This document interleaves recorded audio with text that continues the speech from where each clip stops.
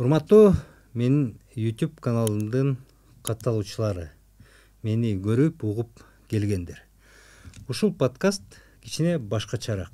Мен буга чейин суроолорго жооп берип, өзүмдүн билимим жетишинче айтып келе турган болсом, азыркы эми биздин подкаст негизи максаты ар кандай болот.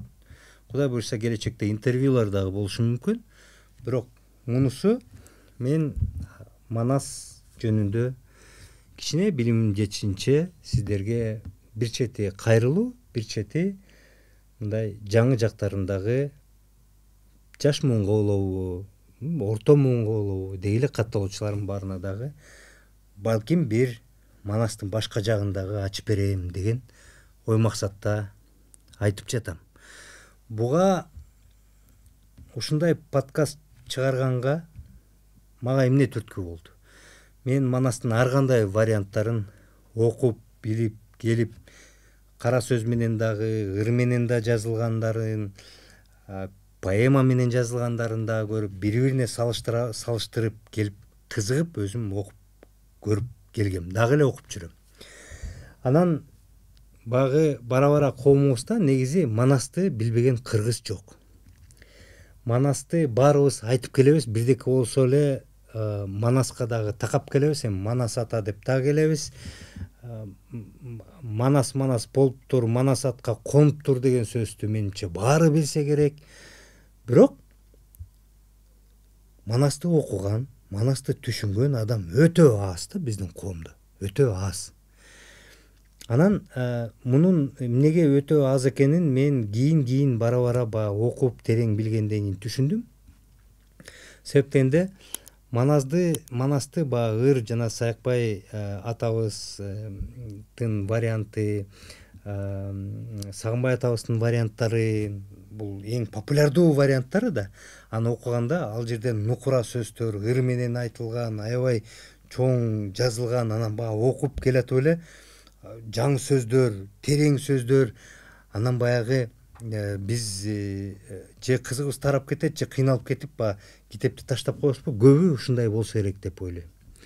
Анан мен окуп жүрүп, ар кайсы варианттарды окуп жүрүп, туугандар, бир нерсени түшүндүм. Эми албетте баягы Манасты эмнеге окуш керек десе, бул Манас биздин түбүбүз, Манас биздин таяна турган жер, бирок ошол эле учурда Манас деген эми чоң хрестоматия да. Хрестоматия деген ал жерде биздин маданиятыбыз бар, тарыхыбыз бар, салтыбыз бар, биздин адатыбыз бар.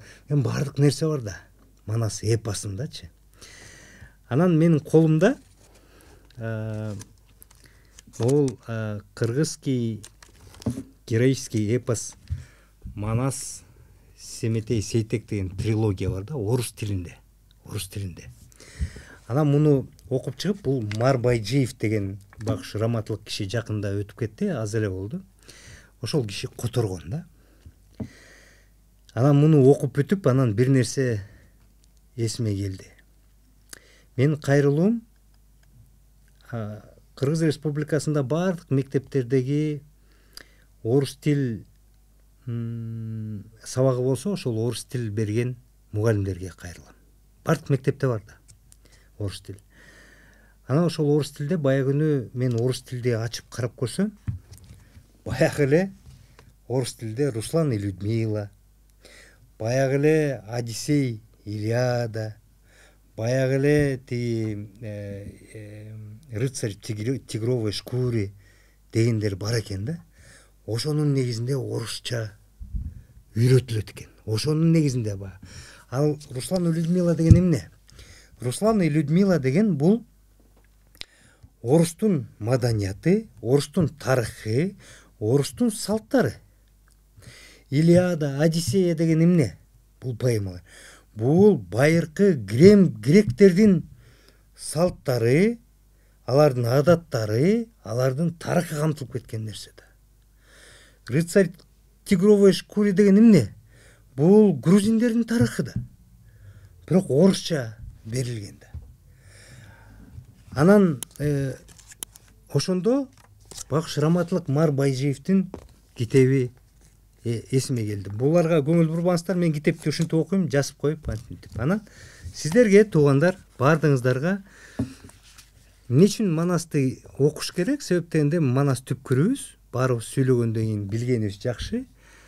Анан могул мына орусчасынан бир үзүндү силерге окуп берейин деп чечтим. Азыр окуп ушуну силер уксаңыздар, таң каласыңар да. Жанагы өзгөчө орусча окуйм дегендерге дагы бир өзүнчө бир сабак, ушундан алып эле окуса болот. Экинчиси, бул мисал катары силер көрөсүңөр да, кандай ушу терең, аябай жакшы, кызыктуу Манас экенин. Деги эле жалпы бул подкаст ошо Манаска кызыкты арттыруу үчүн айтып жатам да. Эми бул орусчага которулганы, Манастын 2-3 аял болгон, 2-3 аял эмес, 3 аял болгон. 3-4 аял десек болот. Манасты окугандар жакшы түшүнөт. Анан ошонун эң кичүүсү Каныкей болгон. Каныкей бул таджик улутунан болгон. Анан баягы эгер башка Манас башка аялдарын жоо чаап барып, анан ошо жеңилип калган хандар өзүнүн кыздарын эме кылып, сунуш кылып берсе, биринчи жолу Манас мен эми өзүм кыргыздын салты менен үйлөнөйүн деп атасын өзүнө аял издегени жөнөтөт. Атасы Бухарга барат. Бухара, азыркы Бухара бар да. Өзбекстанда да ал азыркы Бухара. Бухарага барат.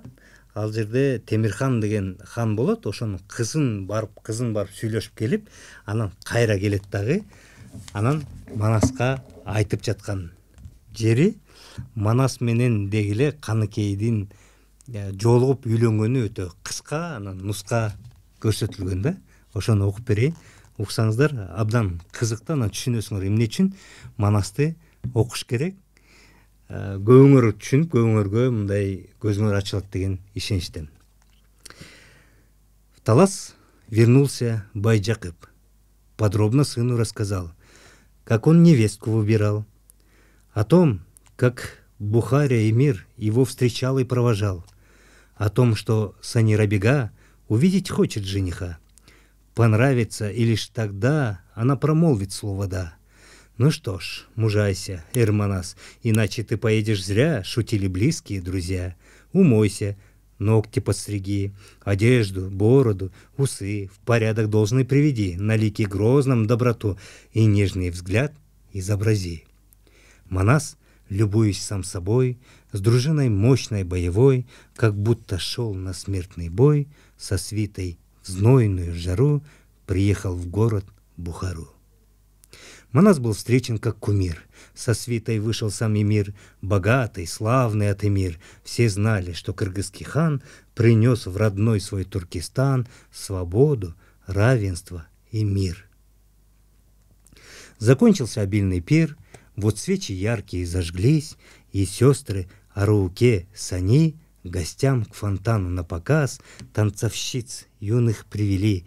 Девчонки милые собой тростинкой гибкою прошлись, и шеи, вытянув свои, прошлись назад, как журавли, чуть обнажив свой гибкий стан в штанах прозрачных, как стекло, порхая нежно и легко под бубен и приятный звон, и в ритме четком озорном красавицы пустились в пляс. Такой небесной красоты в горах кочевник не видал. Таджички грацией своей кыргызских воинов лихих чуть было не свели с ума, не уложили наповал. И среди них была одна, прекрасна ликом и нежна, и ростом выше чуть других, в серьгах и бусах золотых, и очи черные ее горели словно 2 звезды, как будто только что они упали на лицо Сани. И станом девушка была, как лебедь белая, стройна. Джакып к Манасу подошел, шепнул тихонечко: она. От умиления Манас слезу смахнул с горящих глаз. Увидев Санирабегу, Манас в восторге обалдел и думал, будет ли предел ее небесной красоте. И он сдержать себя не мог, хихикал, словно дурачок, когда увидел пред собой невесты голенький пупок. а рядом с нею Аруке, родная младшая сестра, хоть ростом несколько мала, зато красавица была. «А сколько же сестренке лет?» — спросил лукаво Алмамбет, и было видно по глазам, что он влюбился в Аруке. Готов на свадебной нике, когда свершился званый пир, навстречу к дочерям пройти, Манасу разрешил эмир. И вот Манас и Алмамбет явились в девичий покой. Манас в традиции степной поцеловать хотел в ладонь, потом браслетик золотой невеста на руку надеть. Но лишь к невесте подошел, за локоть нежно взял рукой, она в мгновение ока вдруг схватила маленький кинжал и в руку нанесла удар. Манас от боли застонал, такого он не ожидал. «Как смеешь ты, кыргызский хан, дикарь, кочевник, грубиян, не совершив святой нике, притронуться к моей руке? Мне честь девичья дорога!» — вскричала Санирабега. Схватился Эрманас за меч, готовый голову отсечь, но встал между ними Алмамбет, убийство совершить не дал. Манас, униженный и злой, в крови, с порезанной рукой в гневе вышел из дворца и дал приказ своим бойцам за оскорбление отомстить, разрушить город Бухаро, дворец эмира разгромить, танцовщиц Рабегу с сестрой насильно увести с собой, и город весь со всех сторон был враз войсками окружен. А там за крепостной стеной кровавый начался разбой, несущий гибель Бухаре. К отцу на утренней заре вбежала Санирабега. «Спасти, чтоб свой народ родной, я буду жертвовать собой. Кыргызам я сама пойду, и там судьбу свою найду. А если будет круп со мной, покончу тут же я с собой». «Во гневе страшен хан Манас, боюсь, не пощадит он нас, когда кочевник оскорблен, жесток и беспощаден он», — сказал отец, и дочь свою решил кыргызам не пускать. «О нет, отец, пусти меня, к Манасу я пойду сама», — сказала Санирабега. И в руки белый, взяв платок, подняв его над головой, пошла на смерть и подвиг свой. Увидев женщину вдали, одну, идущую с платком, кыргызы не могли понять, что делать, ждать или стрелять. И тут воскликнул Алмамбет: «Да это ж Санирабега! Смотри, Манас к тебе идет, невеста гордая сама!» И вмиг Манас слетел с коня и к ней навстречу побежал. И рану с кровью на руке он как безумный целовал. Таджичка нежной рукой его за шею обняла, а он прижал ее к груди и как ребенок зарыдал. И показалось ей тогда, что создан богатырь Манас из золота и серебра, из поднебесной высоты, из теплой доброй доброты земли, и светится он изнутри, как солнце утренней зари, сияет в полуночной мгле, как в небе ясная луна, и к цели он своей идет, как океанская волна.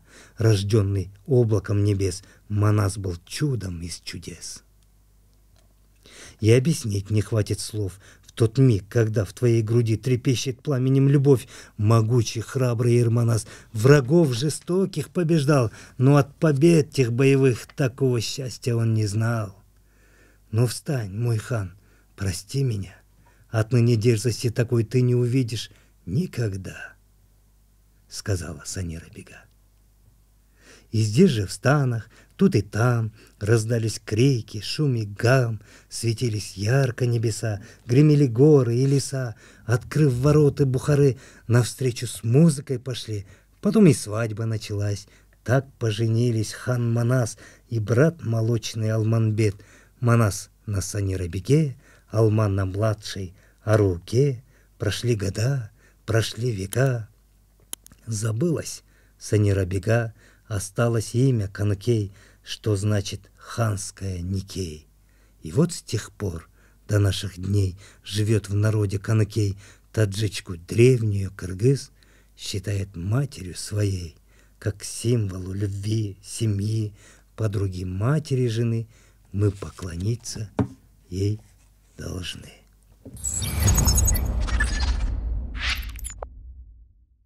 Достор, мен Royal Resort эс алуучу жай жаңы салынып жаткан жердемин. Бул Ысык көл Кыргыздын Бермети Чоктал айылынын борборунда, аэропорттун так гана жанында салынып аткан эс алуучу жай.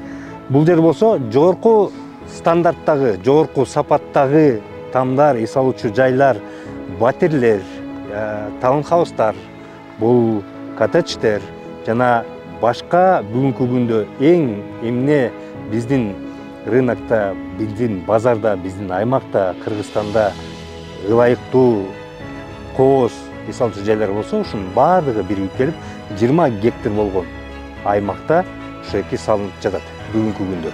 2 жылдын ичинде Royal компаниясы муну башынан аягына чейин бүтүрүп берет деген толук ишенич бар жана бир эч кандай күмөн жок. Бул жерде жогорку стандарттар элибиздин баардык катмарына ыңгайлуу, баардык катмарына жетиштүү болсун деп салынып жатат. Бул жерде 40 000 сомго батир алып, ал толугу менен ремонт болуп, бүт жылуу полдоруна чейин баардыгы даяр болуп, силер жөн эле үйгө кирип жашагандай шарттар түзүлүп берет. Ошол эле учурда Royal компаниясы бул курулуш жаатында көп жылдан бери өзүнүн аброюн топтоп, өзүнүн атын жогорку деңгээлде баалап, булар азыр атына, брендине иштеп жаткан учуру. Ошондуктан эч кандай коркпостон, коофтон бостон ала берсеңиздер болот.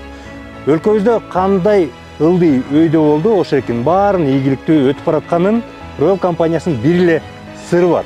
Булар болсо таза, ак жана жогорку сапатта иштегени үчүн бүгүнкү күндө ошондой бир калыпта келе жатат.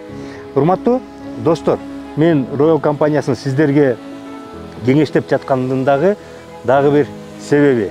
Ушул эс алуучу жайда ошо батирлери дагы болот, таунхаустары дагы болот, коттедждери дагы болот.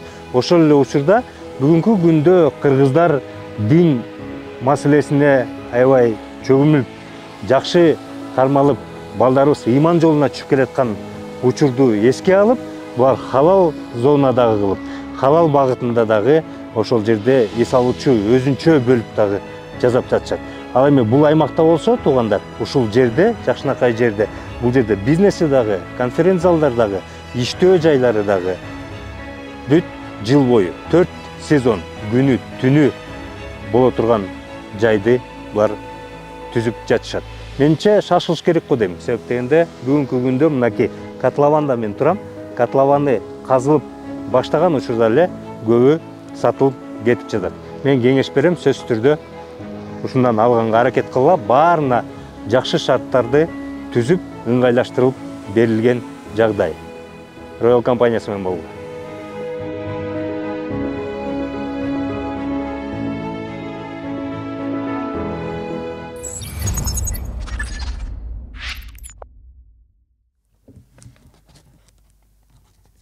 Орусча котормо өтө кыска. Албетте Манастын Каныкейге жолугушуусу, ал жерде барган кандай сөз болгон, кеп болгон, ал жерде Манас өзүнүн адамдары менен 4-5 күн болуп, анан жанагы келип ал жерде сүйлөшкөн сөздөрү баардыгын баары кыскартылып жазган да. Мар Байжиев аксакал муну баарын кыскартып туруп, орусчага жөнөкөй кылып, поэма иретинде кылып туруп которуп койгон. Мына мен окусам, көбүңүздөргө мисалы түшүнүктүү болуш керек. Кантип жолугушкан, качан барган, ким үйрөнгөн, Санирабига, анын кичинекей сиңдиси Аруке, Аруке Алмамбеттин аялы болгон турбайбы, булар бажа болушкан турбайбы деп мисалы көп нерсе азыр эле белгилүү болуп калды да. Биринчи карасаң тиги Каныкей өзүнүн мындай характерин көргөзгөн турбайбы, андан кийин момундай чоң чатак болуп кеткен турбайбы деп. Манаста болсо мисалы Сагынбай атанын вариантында же башка варианттарда бул болсо том болуп айтылган да, том болуп айтылган. Мен айтайын дегеним, бул китептен Манастан орус тилди да үйрөнсө болот. Анан көп нерсени кыска нускада билсе болот. Өзгөчө орус тилдүү окуп калган кыргыздарга мен айтат элем да, же орусча окуп алсаңар аябай кызыктуу, балдарыңарга окуп берсеңер кызыктуу. Мектепте жанагы Руслан и Людмиланын ордуна, Илиада, Одиссейдин ордуна колдонсоңор кандай сонун, караңыздарчы, бул жерде мисалы көп кишиге ошондо белгилүү болот, бул тажиктен кыз алган турбайбызбы, биздин эгерде Манас атабыз болсо анда энекебиз тажиктин кызы болгон турбайбы депчи. Анан бул жерде жанагы тарых карабайсыздарбы, тиги маданияты дагы келтирилген да. Көрдүңүздөрбү, кыргыздар атчандар барса, алар жана биз кинодо эле көрөбүз го, мындай тиги мындай жарым жылаңач болуп бийлегенин, тажиктер перстер болгон да. Туурабы? Анан ошол экенин дагы баягы алардын маданиятын дагы көрсөтүп атат да. Ошону биринчи көргөнү, биздикилер болсо батта жүргөн, биздин тиги ошо 40 чоро менен барган да бул Манас. Ошо 40 чоро менен барганы кандай керемет нерсе да. Кандай керемет нерсе. Анан бул мисалы талашып тартышпай эле айрымдар Манас болгон эмес деген дагы тартышпайбы? Бул жөн эле факт. Бизде Манас эпосы бар. Манас биздин сыймыгыбыз, улуттук өзөгүбүз деп туруп эле ошол факт катары дагы ошол экенин окусаңыздар, абдан көп нерсени билсе болот да. Бул билим кеңчи да. Билим кеңчи. Окуп отурсаң таң каласың көп нерсеге. Аябай рахат менен мындай карап, сүйүнүп, кайра окусаң болот да. Мен мисалы бул китепти, мунун кыргызчасы да бар, орусчасы да бар, кыскартылган варианты. Негизи Манастын варианттары ар бийликтин, ар замандын, доордун ошол учурдагы бир кайсы бир басымдардын негизинде өзгөртүлүп, кошумчаланып турган да. Советтер Союзу учурунда дагы көп учурда кошумчаланып, өзгөрүлүп, котормолору атайын ошо совет бийлигинин идеологиясына төп келишип дагы ошондойлор болгон. Ал жөнүндө дагы айтылат да. Анан бирок карабайсыздар, мына окусак, ошол эки Одиссей менен Илиаданы окугандан көрө ушуну окуса кандай сонун.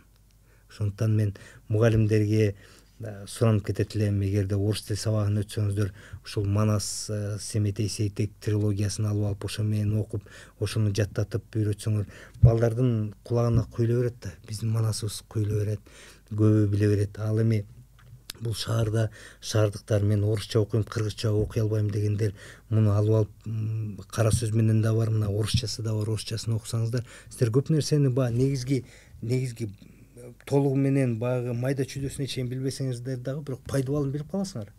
Манас ким болгон, атасы ким болгон, Кыркчоро ким болгон, Семетей ким болгон, ал кантип келген, кимдер менен урушкан, Кытайга качан барган, Кытайда канча жүргөн, ошонун баары билип, өзүңүздөр мындай аябай кенен бай болуп каласыңар да. Анан мен дайыма айтып келем го, билим бул кругозорду абдан кеңейтет деп. Жана силер ушу Манасты мисалы окуп билип алсаңар, чынында эле аябай кеңейип каласыңар. Карап көрсөңүздөр, жөн эле бир окуп көрсөңүздөр, ушул подкастты ошол экиге мен атайын арнап чыгардым. Туугандар, билим алуу бул жөн эле психологиялык ар кандай китептерди окуп билүү эле эмес, ар кандай багытта болот. Жөн эле бул ошол адабий китептерди окуса болот, бул психологиялык китептерди окуса болот, бул менеджмент жөнүндө китептерди окуса болот, техникалык китептерди окуса болот, Куранды окуса болот, хадистерди окуса болот, бул Манастын, Саякбай атабыздын башкалардын дагы варианттарын окуса болот, Марбайжиевдин котормосун окуса болот, кара сөз менен айтылганды окуса болот. Азыр интернетте, ютубта Шайыр Абдрахманов мырза дагы кара тил менен айтып берип атат, аны окуса болот. Ошондуктан анан кеңейесиңер да, көп нерсени билип, түшүнүп, Манас барбы жокпу дегенге дагы жооп аласыңар. Ал жердеги көп биздин баягы салттарыбызга, биздин адаттарыбыз боюнча көп кызыктуу нерсе аласыңар. Негизи жалпысынан бул билимдин кеңи да. Ошондуктан туугандар, окугула. Рахмат, сак саламат болуңуздар.